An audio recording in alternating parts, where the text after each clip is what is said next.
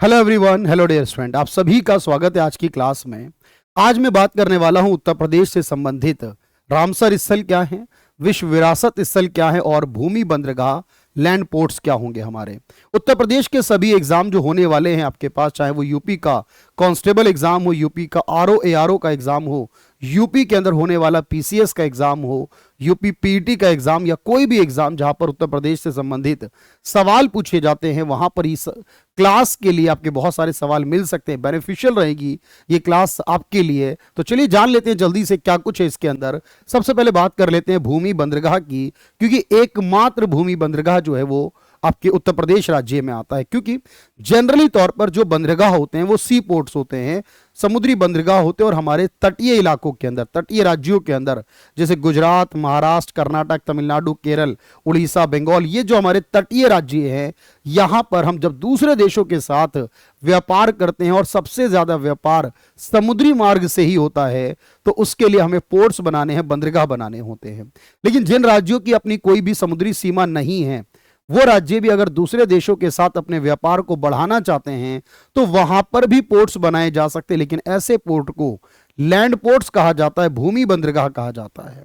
ये जो भूमि बंदरगाह उत्तर प्रदेश में है, इसका नाम क्या है, कौन से जिले में आता है, देखते हैं जरा जल्दी से। तो उत्तर प्रदेश का एकमात्र लैंड पोर्ट जो है, एकमात्र भूमि बंदरगाह जो उत्तर प्रदेश में आता है, याद रखिएगा, ये एकमात्र लैंड पोर्ट है जो बहराइच जिले में है, और इसका नाम है रुपेदिया लैंड पोर्ट्स। याद रखेंगे, इसे रुपेदिया भूमि बंदरगाह कहा जाता है।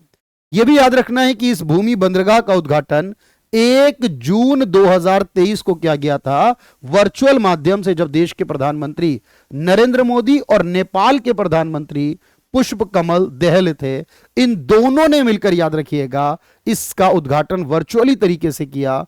क्योंकि उत्तर प्रदेश के साथ व्यापार को बढ़ाना है नेपाल के, और इसके लिए यहां पर जो सीमा पार व्यापार, इसलिए 115 एकड़ जमीन में 206 करोड़ की लागत से, याद रखिएगा, 206 करोड़ की लागत से, 206 करोड़ के बजट से इस रुपेडिया भूमि बंदरगाह को बहराइच जिले में बनाया गया है।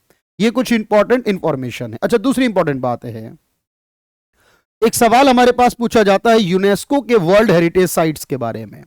आप जानते हैं कि हाल ही में एक नई हेरिटेज साइट जोड़ दी गई है, और यहां जुलाई 2024 के अंदर, यानी अब कुल मिलाकर हमारे भारत में 43 यूनेस्को वर्ल्ड हेरिटेज साइट हैं। लेकिन उन 43 यानी 43 में से 3 ऐसी हैं जो उत्तर प्रदेश में स्थित हैं।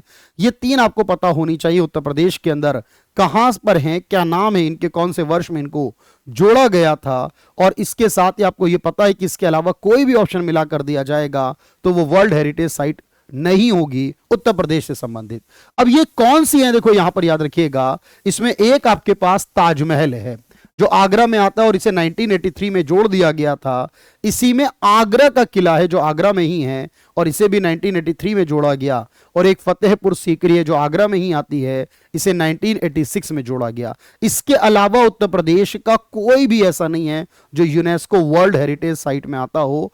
यूनेस्को जो एक अंतर्राष्ट्रीय संगठन, आप जानते हैं, पेरिस में स्थित है, उसके द्वारा सिलेक्शन किया जाता है। अब की बार 2024 जुलाई के अंदर इसकी बैठक ही हमारे भारत में हुई है, और फाइनली इसमें भारत का एक और जो आसाम राज्य से आता है उसको जोड़ लिया गया है। कुल 43 हो चुके हैं, ये भी याद रखिएगा, और इसके अलावा यूपी के 3 हैं, उनको याद रखिए। एक और बात मैं समझाता हूं, एक वर्ड होता है रामसर साइट के नाम से, वो भी याद रखना।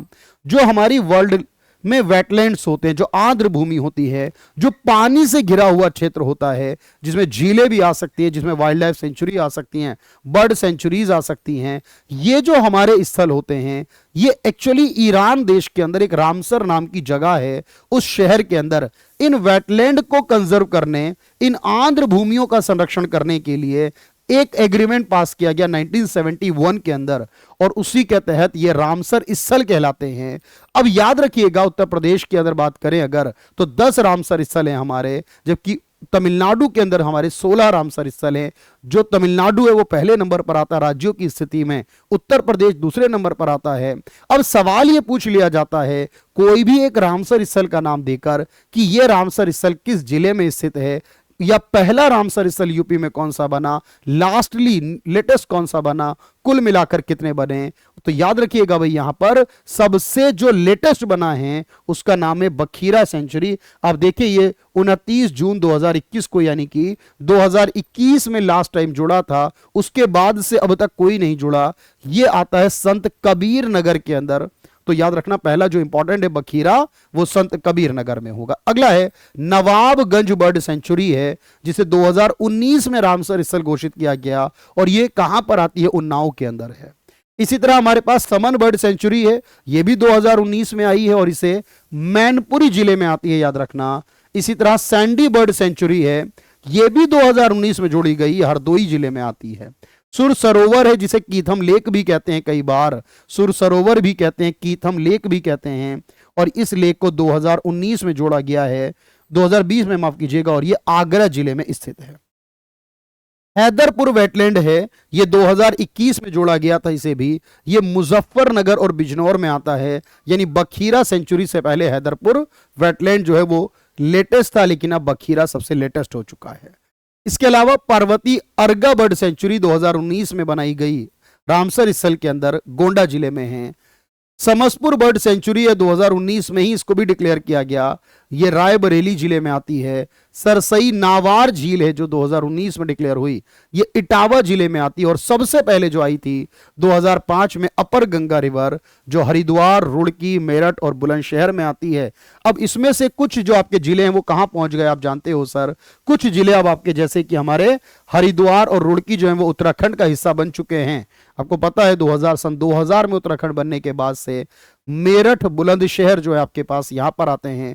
तो कुल मिलाकर आप यहां पर कह सकते हैं सर, एक अपर गंगा रिवर है जिसे उत्तर प्रदेश के अंदर काउंट किया जाता है, और ये उत्तर प्रदेश में है बेसिक तौर पर, जो हमारी सबसे पहली रामसर स्थल के रूप में माना जाता है। तो हमारे रामसर स्थल कुल कितने हैं उत्तर प्रदेश में? 10।